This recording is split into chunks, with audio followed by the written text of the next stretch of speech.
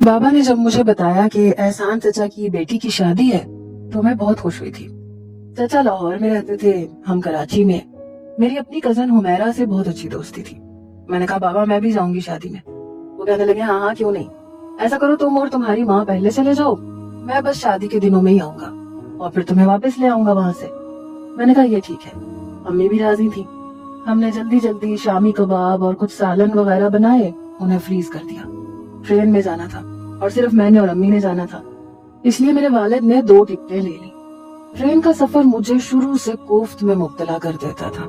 मैं ट्रेन में कम ही कुछ खाती थी, बस अपने साथ या तो खवातीन डाइजेस्ट ले जाती या कोई नॉवेल ले लेती, वही पढ़ती रहती और सफर कट जाता था। अभी भी मैंने 2-3 नॉवेल्स अपने हैंड बैग में रख लिए थे। बाबा हमें ट्रेन में बिठाकर आ गए थे। ट्रेन जैसे ही चली मैंने नॉवेल पढ़ना शुरू कर दिया। हमारे बराबर में 2 खवातीन और 1 मर्द और भी था जो उन खवातीन के साथ आया था। सफर यूं ही गुजरने लगा। अगली सुबह 11-12 बजे हम लोग लाहौर पहुंच गए। सामने हुमैरा का छोटा भाई रेहान ट्रेन के सब डब्बों में झांक झांक के हमें ही ढूंढ रहा था। जैसे उसने मुझे देखा मैंने भी उसकी तरफ हाथ हिला दिया। वो फौरन से ट्रेन में चढ़ गया। इससे पहले कि अम्मी सीट के नीचे से अटैची निकालती, वो कहने लगा रहने दे मैं निकालता हूँ। उसने फौरन से सामान निकाला, दोनों अटैची अपने हाथ में पकड़े और नीचे उतर गया। मैं और अम्मी भी नीचे उतर गए। स्टेशन से बाहर निकलते ही गाड़ी खड़ी थी। उसने गाड़ी में सामान रखा, मैं पिछली नशिस्त पे बैठ गई, अम्मी फ्रंट सीट पे रेहान के साथ बैठ गई। मैं 4 साल बाद लाहौर आई थी। हुमैरा से यूं तो मेरी व्हाट्सएप पे वीडियो कॉल पे बात होती रहती थी, लेकिन आमना सामना हुए काफी साल गुजर गए थे। रेहान तकरीबन मेरा हम उम्र था। हुमैरा मुझसे 2 साल बड़ी थी। मेरे चचा का सबसे बड़ा बेटा रोहेल मुझसे 5 साल बड़ा था। मैं अपने घर में सबसे छोटी थी। बड़ी 2 बहनों की शादी हो चुकी थी, भाई कोई था नहीं। हम जब घर पहुंचे तो चची ने बहुत प्यार से गले लगाया और हुमैरा तो मुझे देख के बेइंतहा खुश थी।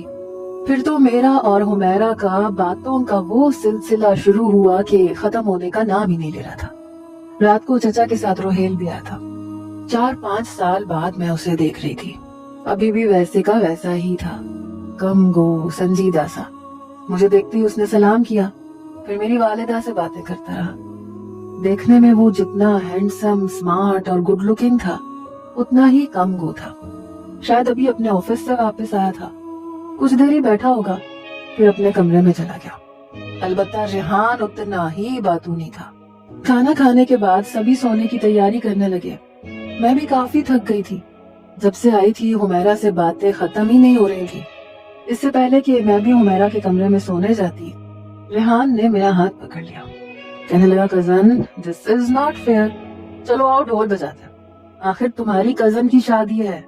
मैंने कहा सब सो रहे हैं, मैं थक गई हूँ, और ढोल कहाँ है? क्या तुम ढोल लेके आए हो? मैंने अपना हाथ उसके हाथ से छुड़ाया। कहने लगा वो आटा गूंदने वाला तसला है ना, उसे उल्टा करेंगे, उस पर ढोल बजाएंगे, साथ में पंजाबी टप्पे गाएंगे। मैंने कहा मुझे नहीं आती पंजाबी। कहने लगा लो कर लो गल, कुड़ी नु पंजाबी नहीं आती। कहने लगा चलो गाने मैं गाऊंगा लेकिन ढोल तुम्हें बजाना पड़ेगा।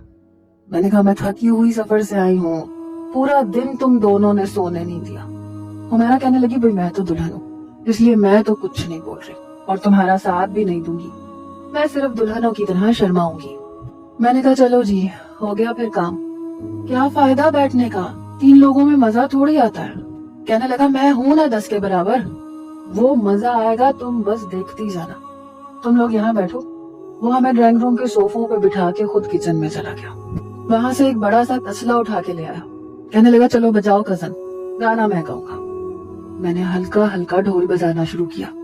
कहने लगा जोर से बजाओ, क्या खाना नहीं खाती, हाथों में जान नहीं है तुम्हारे, चलो चलो जोर से बजाओ, अभी देखना सब लोग उठ के बाहर आएंगे, फिर सब मिल के रौनक लगाएंगे, बड़ा मजा आएगा। मैंने उसी तसले को बजाना शुरू कर दिया। उसने ऊंची ऊंची आवाज में पंजाबी टप्पे गाने शुरू कर दिए। आहिस्ता आहिस्ता सभी अपने कमरों से बाहर आए। अम्मी और चची भी हंसने लगी, तालियां मारने लगी, चचा भी हमारे साथ शामिल हो गए। जहाँ से रेहान अपना गाना भूलता था, वहीं से चचा एक टुकड़ा लगा देते थे और उसे गाना याद आ जाता था। चिट्टा कुक्कड़ बनेरे ते, कासनी दुपट्टे वाली मुंडा सदके तेरे थे। मैंने इत्तेफाक से नीले फिरोजी रंग का ही दुपट्टा पहन रखा था। وہ میری طرف यूं इशारे कर रहा था जैसे मेरे लिए गा रहा हो। मैंने उसे गुस्से से घूरा था। अच्छा खासा शुगल वो लगा चुका था जब रोहेल की धारदार आवाज ने सबको चुप होने पे मजबूर किया। वो शायद गहरी नींद सो रहा था, उसकी नींद में खलल हुआ। वो फौरन से उठ के आया, कहने लगा इंसानियत नाम की कोई चीज है नहीं आप लोगों के अंदर। मैं सुबह सुबह उठ के ऑफिस जाता हूँ, पूरे दिन का थका हारा घर आता हूँ, क्या मुझे घर में आराम सुकून नहीं मिल सकता? उसकी बात हम सबको बुरी तो लगी थी, लेकिन हम लोग चुप रहे। चचा कहने लगे, अरे बहन की शादी है, इसलिए थोड़ी देर शुगर लगा लिया तो क्या बुरा किया, तुम तो वैसे भी आदम बेजार हो। वो कहने लगा, हाँ मैं हूँ ऐसे ही। ये है ना, आपको बेटा चाहिए था जो घर में बैठा बैठा रोटियां तोड़ता रहे और साथ में गाने गा के आपका दिल बहलाता रहे। बल्कि रेहान तुम एक काम करो, तुम ये प्रोफेशनल तौर पे गाना क्यों नहीं शुरू कर देते? ढोल बजाया करो, गाने गाया करो, अच्छे पैसे मिल जाएंगे तुम्हें। वो कहने लगा, गुड आइडिया ब्रो, वैसे मशवरा बुरा नहीं है, इस पे गौर किया जा सकता है।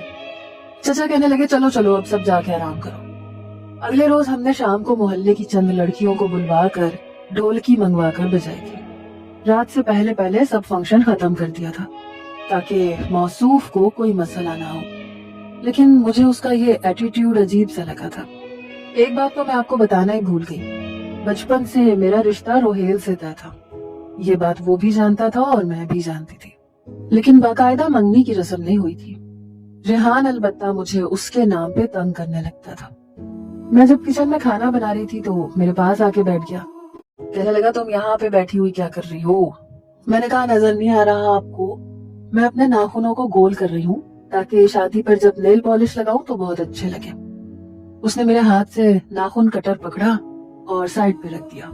कहने लगा, मेरी गरीब माँ किचन में खाना बना रही है, तुम नाफरमान होने वाली बहू यहाँ पे टांग रख के अपने नाखून गोल कर रही हो।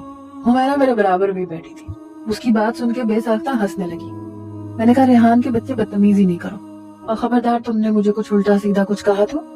कहने लगा, मैंने क्या उल्टा सीधा कह दिया, आखिरकार तुमने यहीं आना है तो क्या हर्ज है मेरी माँ के साथ खाना बनवा दो। मैंने कहा, मैंने चची से कहा था, उन्होंने मना कर दिया, कह रही थी सुबह नाश्ता भी तुमने बनाया है, खाना रहने दो। कहने लगा, देखा, देख रही हो ना मेरी माँ को कितना एहसास है अपनी बहू का। वो बार बार मुझे तंग कर रहा था। मैंने कहा, रेहान के बच्चे चुप हो जाओ वरना मारूंगी पकड़ के। कहने लगा, अभी से देवर के साथ जुल्म और ज्यादती शुरू कर दी, कितनी बुरी बात है। पता नहीं, ये सब सुनकर मुझे कुछ अजीब सा लग रहा था। जिसके साथ मेरा रिश्ता जुड़ा था उसने तो कभी हंसकर भी मुझे नहीं देखा था। दिल में तो बहुत सी ख्वाहिशात थी कि शायद वो भी कोई रोमानवी बात करता, कोई प्यार भरा जुमला बोल देता, कभी यही कह दे कि आज तुम अच्छी लग रही हो। लेकिन वो तो सीधा ऑफिस से आता, सबके साथ बैठ के खाना खाता, बड़ी बात थी ये भी। वो अम्मी से 2-4 बातें कर लेता था, फिर अपने कमरे में चला जाता था, ये कह कर के मैं थका हुआ हूँ, सोना चाहता हूँ। मेरी चाची अलबत्ता उसकी बड़ी तारीफें करती थी कि उसने सारे घर का खर्चा उठा रखा है।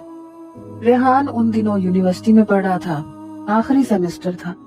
चाची उसे बार बार कहती थी कि तुम पता नहीं कब संजीदा होगे, तुम्हारी उम्र के लड़के साथ साथ यूनिवर्सिटी पढ़ते हैं, साथ साथ जॉब भी करते हैं। वो कहने लगा, माँ बस भी कर दे, सारी जिंदगी यही काम तो करना है, अभी मेरी उम्र ही क्या है, इतनी सी उम्र में मेरे साथ ये जुल्म ना करें, इतना बोझ मत डाले मेरे नाजुक कंधों पे कि मेरी कमरिया ही घिस जाए।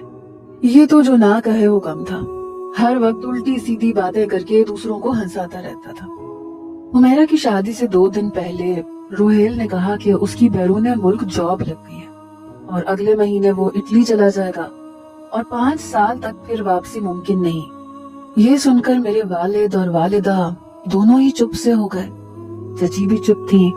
फिर चचा ने कहा कि तुम्हारी यहाँ पे अच्छी खासी जॉब है, इनकम भी अच्छी है, तो क्या जरूरत पड़ी है तुम्हें इटली में जाने की। कहने लगा, बाबा ये चांस बार बार नहीं मिलता, मैं जरूर जाऊंगा। और आपको क्या लगता है ये पैसे काफी हैं क्या? मुझे पता है मैं कैसे हुमैरा की शादी कर रहा हूँ, पैसे कहाँ से इकट्ठे किए हैं। रेहान ने तो वैसे भी कुछ करना नहीं है, मैं करना चाहता हूँ तो मुझे तो करने दे। एक तो रुहेल भाई की हर बात में मैं पता नहीं क्यों आ जाता हूँ। जैसा कहने लगे कि बात कुछ और भी है, तुम इटली की जॉब से इनकार कर सकते हो, क्या बात है? फिर बाबा कहने लगे कि तुम जानते हो तुम्हारा रिश्ता हादिया से तय है और हमारा इरादा था अगले साल तक शादी कर देते। 5 साल तो बहुत लंबा अरसा है। ये सुनकर पहली बार उसने मेरी जानिब देखा। मैं उठ के हुमैरा के कमरे में जाके बैठ गई, लेकिन बातों की आवाज वहां पे आ रही थी। वो कह रहा था कि मैं इतना अच्छा मौका गंवाऊंगा नहीं, शादी का क्या है, 5 साल बाद हो जाएगी। लेकिन मेरे वालिद कहने लगे मैं 5 साल अपनी बेटी को यूं नहीं बिठा सकता। चचा भी यही कहने लगे कि 5 साल का अरसा बहुत ज्यादा है। वो कहने लगा ठीक है, ऐसा करें आप मेरा हादिया से निकाह कर दें, हुमैरा की शादी पे ही कर दें, फिर किसी को कोई एतराज नहीं होना चाहिए।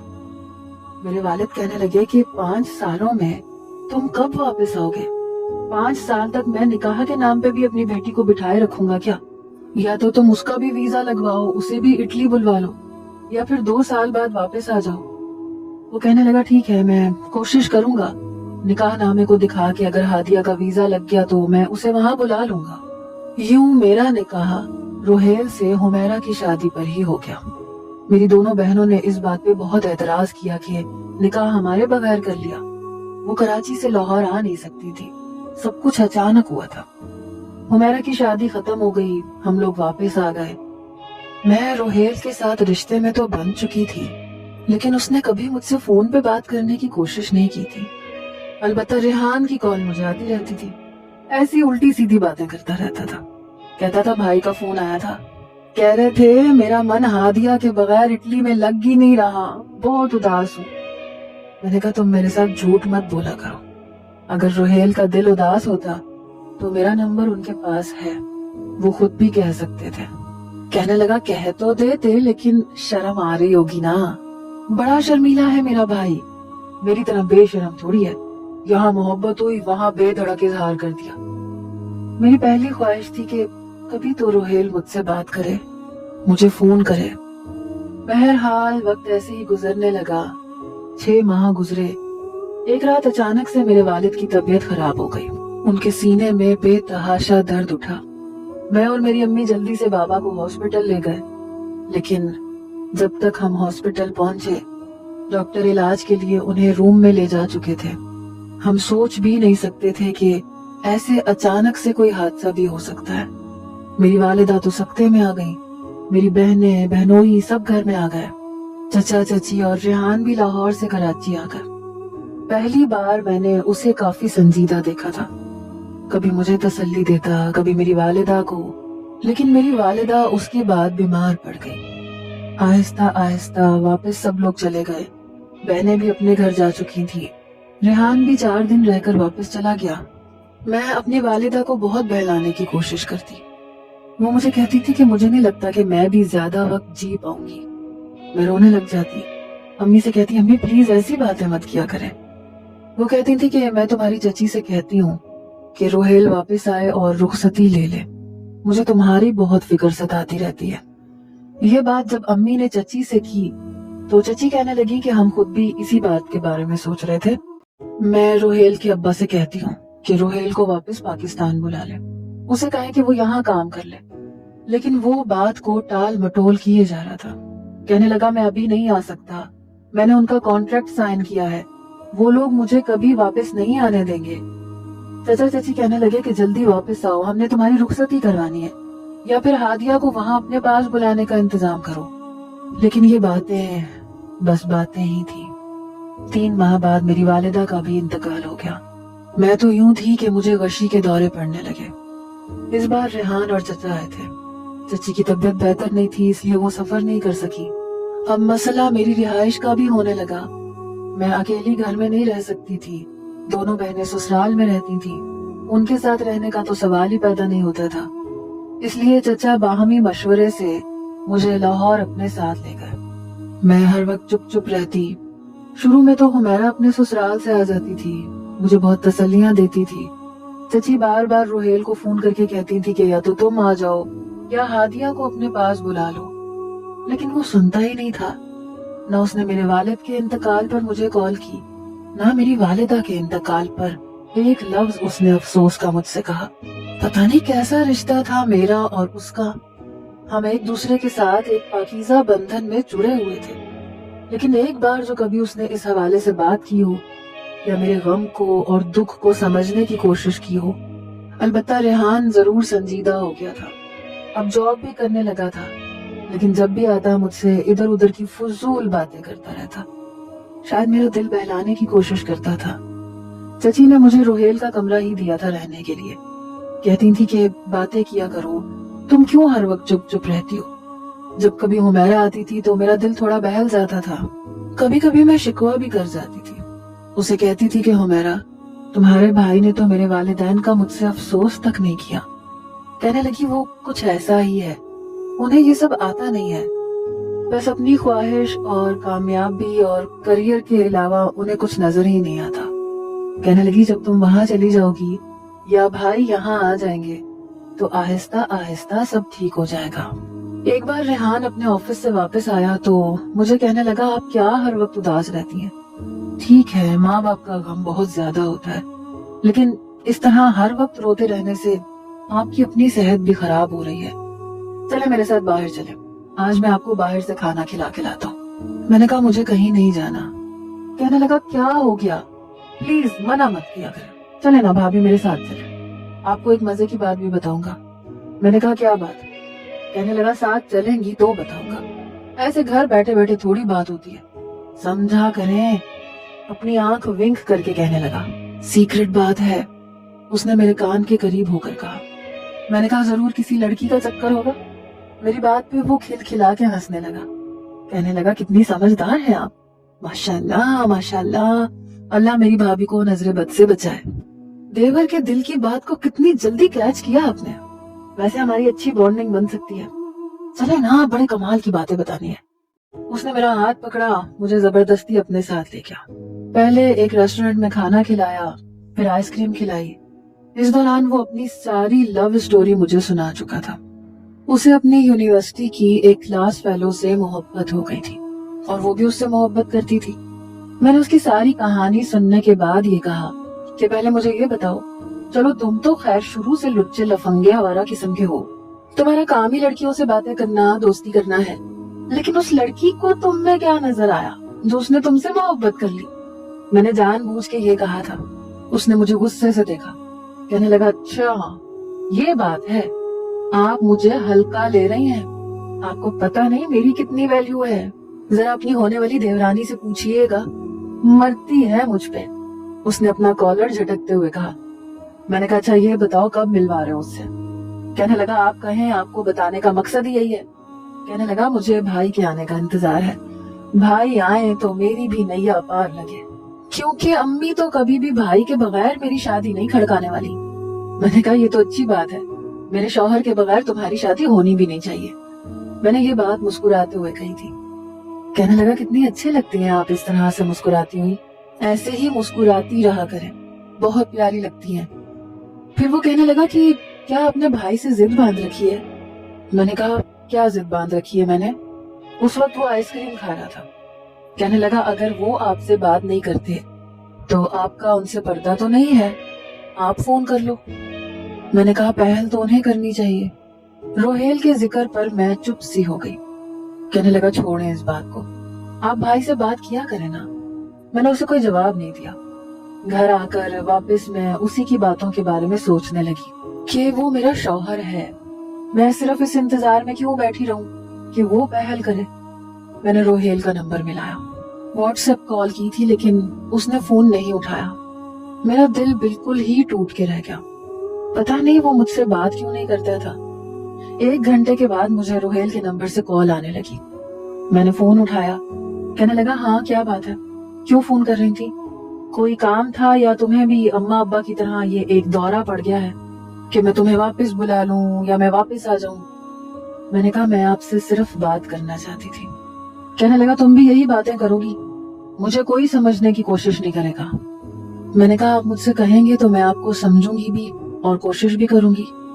کہنے لگا دیکھو میں 5 سال سے پہلے نہیں آ سکتا اور نہ ہی تمہیں بلا سکتا ہوں. میں نے کہا فون پہ بات کر سکتے ہیں یا وہ بھی نہیں کر سکتے. کہنے لگا ہاں بولو کیا بات کرنی ہے، پیسوں کی ضرورت ہے تو اکاؤنٹ نمبر بتا دو، میں تمہیں الگ سے پیسے بھیج دیا کروں گا.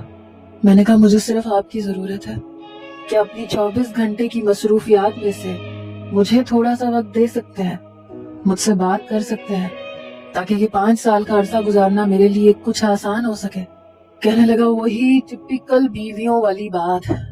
यार तुम पढ़ी लिखी हो, ऐसा करो कोई जॉब कर लो, अपना दिल लगा लो, वक्त गुजर जाएगा।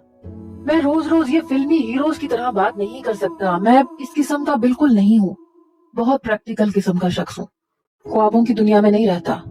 मैंने कहा ठीक है, कभी कभी तो बात कर सकते हैं। कहने लगा, हाँ कर सकता हूँ, अगर तुम्हें किसी चीज की जरूरत हो तो तुम फोन करके मुझसे कह सकती हो। मैंने कहा बस सिर्फ जरूरत के लिए फोन कर सकते हैं, वैसे नहीं कर सकती मैं आपको फोन। कहने लगा, यार तुम जॉब कर लो, मैं बाबा और अम्मी से कह दूंगा, उन्हें कोई एतराज नहीं होगा। अगले रोज मैंने जॉब के लिए 3-4 कंपनीज में अप्लाई कर दिया, इंटरव्यूज के लिए जाने लगी। तो रेहान कहने लगा, आप मेरे ऑफिस में क्यों नहीं ट्राई कर लेती, हम एक साथ चले जाया करेंगे, वापस भी साथ आ जाया करेंगे, क्या ख्याल है। मैंने कहा तुम कोशिश कर लो, अगर ऐसा हो जाए तो अच्छा है। उसने अपने ऑफिस में बात करके मेरी जॉब लगवा दी। घर के काम मैं जल्दी से निपटा लेती थी, फिर मैं जॉब करने लगी। 1 साल का अरसा और गुजर गया। दिल को बस यही समझाती थी कि 3 साल और भी गुजर जाएंगे, लेकिन उसके बाद जो कुछ मेरे साथ हुआ वो मैं सोच भी नहीं सकती थी। कुछ दिनों से मेरी तबीयत ठीक नहीं थी, मुझे बुखार था, सर दर्द था, इसलिए मैं ऑफिस नहीं जा रही थी। रेहान एक बार ऑफिस से वापस आया तो खिलाफे तवक्को बहुत खामोश सा था। मैंने कहा तुम्हें क्या हुआ। कहने लगा कुछ नहीं, अम्मी कहाँ है।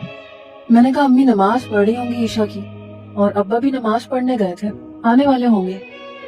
कहने लगा अच्छा। बिल्कुल चुप था, हालांकि वो ऐसा था तो नहीं। मैंने कहा तुम्हारी तबीयत तो ठीक है, क्या बॉस ने तुम्हें डांट दिया किसी बात पे। कहने लगा नहीं। फिर कहने लगा एक गिलास पानी मिल सकता है। मैंने कहा हाँ मैं ला देती हूँ। पता नहीं क्यों मेरा दिल जोर जोर से धड़क रहा था, वो ऐसे कभी चुप होता ही नहीं था, कभी इतना संजीदा कभी नहीं हुआ था। मैंने उसे पानी दिया। इतनी देर में चचा भी नमाज पढ़ के आ चुके थे, चची भी नमाज और वजीफे से फारिग हो चुकी थी।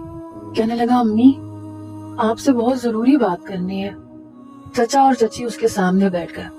कहने लगे हाँ कहो क्या कहना है। कहने लगा मुझे रोहेल भाई की कॉल आई थी।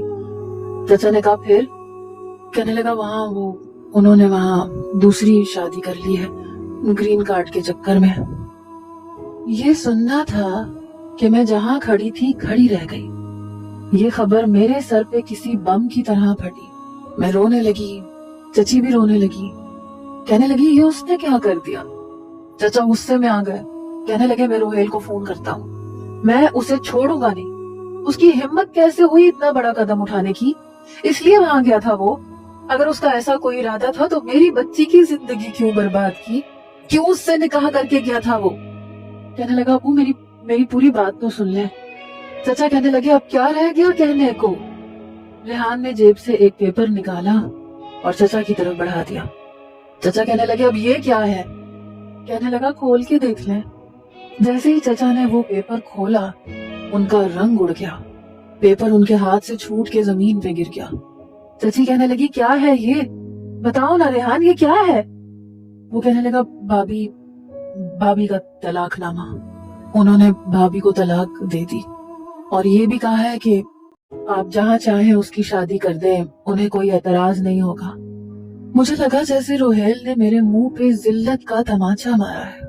2 साल मुझे अपने नाम पे बिठाए रखा और अब मुझे तलाक दे दी। ठीक है ग्रीन कार्ड चाहिए था तो पहले मुझसे निकाह ना करता, मेरा तो सब कुछ उजड़ गया था। एक घर का आसरा था वो भी खत्म हो गया था। मैं वहीं जमीन पे चकरा के गिर गई। जब होश आया तो हॉस्पिटल में थी। रेहान चचा चची तीनों मेरे पास थे। शायद मेरा नर्वस ब्रेकडाउन हो गया था। 2 दिन बाद मुझे होश आया था। मैं रोने लगी। मैंने कहा रोहेल ने मेरे साथ अच्छा नहीं किया, मेरी जिंदगी बर्बाद करके रख दी। चची भी रोने लगी, कहने लगी बेटा मुझे माफ कर दो, मुझे नहीं पता था वो इतना बड़ा कदम उठा लेगा। मैंने कहा अगर मेरे माँ बाप जिंदा होते और रोहेल उसी वक्त निकाह से इनकार कर देता तो शायद मेरी वालिदा मेरी शादी कहीं और कर देती। मुझे बताए चची मैं कहाँ जाऊं। मैं रोए जा रही थी। चचा कहने लगे मैं रोहेल को अपने घर में कभी भी आने की इजाजत नहीं दूंगा। میں اسے کہہ چکا ہوں کہ وہ سمجھ لے وہ ہمارے لیے مر گیا اور ہم اس کے لیے مر گئے۔ میں نے کہا پھر بھی میرا تو اس گھر سے کوئی تعلق نہیں رہا نا۔ وہ کہنے لگے کیسے تعلق نہیں رہا؟ تم میری بیٹی ہو، میری بھتیجی ہو، میں تمہارا ولی ہوں، تمہارا محرم ہوں، میں تمہارا چچا ہوں، تم میرے گھر میں رہ سکتی ہو۔ جب یہ خبر میری بہنوں کو پتہ چلی تو ایک واویلا سا مچ گیا۔ وہ کہنے لگی کہ ہادیہ کسی قیمت پہ یہاں نہیں رہ سکتی، کیونکہ آپ کا تعلق اپنے بیٹے سے کبھی ختم نہیں ہوگا۔ وہ 5 سال بعد 6 سال بعد جب بھی واپس آئے گا، آپ لوگوں کا خون جوش مارے گا، آپ اپنے بیٹے کو معاف کر دیں گے، اور ہماری بہن کیوں بیٹھی رہ جائے؟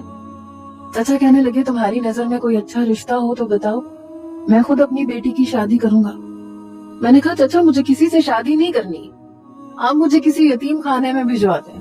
میری بہنیں اپنے اپنے سسرال میں رہتی تھیں، مجھ سے کہنے لگی کراچی واپس آ جاؤ، لیکن میں جانتی تھی میں ان کی سسرال میں نہیں رہ سکتی، میں ایک نئی مصیبت اپنے گلے میں نہیں ڈال سکتی۔ یہاں پہ بھی لوگوں نے باتیں بنانی شروع کر دی تھیں کہ بھتیجی کی زندگی برباد کر کے اب اس کے لیے نیا رشتہ دیکھنے جا رہے ہیں، جبکہ گھر میں دوسرا بیٹا موجود ہے، اور اتنی بھتیجی سے محبت ہے تو دوسرے بیٹے سے نکاح کیوں نہیں کر دیتے۔ یہ بات جب چچا کو ہر تیسرے شخص نے کہنا شروع کی تو ایک دن وہ ریحان سے کہنے لگے اگر تم میرے بیٹے ہو تو ہادیہ سے نکاح کر لو۔ یہ بات سن کے جتنا میں حیران تھی اتنا ہی وہ بھی حیران تھا۔ کہنے لگا ابا جی یہ کیسے ہو سکتا ہے؟ چچا کہنے لگے کہ تمہیں میری عزت کا واسطہ ہے۔ چچا نے اپنے ہاتھ جوڑے ہوئے تھے، وہ اسے کہہ رہے تھے، ان کے جوڑے ہوئے ہاتھ دیکھ کے وہ چپ چاپ صوفے پہ بیٹھ گیا، دونوں ہاتھوں سے اپنا سر پکڑ لیا۔ میں جانتی تھی وہ کسی اور سے محبت کرتا ہے۔ میں نے کہا میں یہ شادی نہیں کروں گی، مجھے نہیں کرنی ریحان سے شادی۔ مگر چچا میرے سامنے ہاتھ جوڑ کے منت کرنے لگے، کہنے لگے میرا بھائی مجھے قیامت کے روز بخشے گا نہیں، تم نے اس کی بیٹی کے ساتھ اچھا نہیں کیا، خدا کے لیے اس رشتے سے انکار مت کرو۔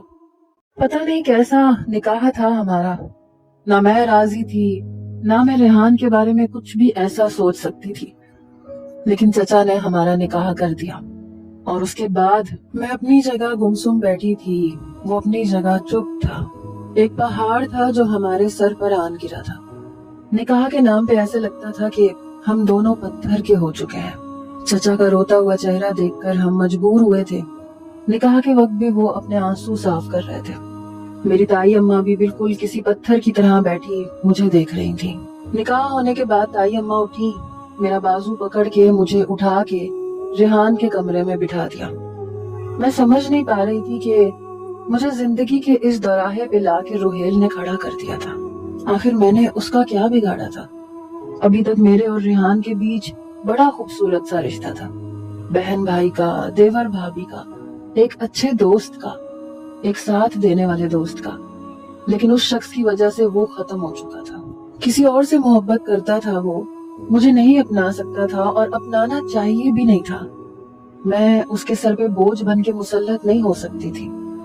پتہ نہیں میری زندگی میں یہ سب کچھ کیوں لکھا تھا۔ میری دونوں بہنیں اپنے گھروں میں خوش تھی، لیکن میری زندگی ایک سوالیہ نشان بن کے رہ گئی تھی۔ میری بھی عام عورتوں جیسی خواہشات تھیں، ایک شوہر ہو، محبت کرنے والا ہو، کم کرے زیادہ کرے پر محبت تو کرے، عزت کرے۔ لیکن روہیل نے تو جیسے میرا سب بھروسہ ہی ختم کر دیا تھا۔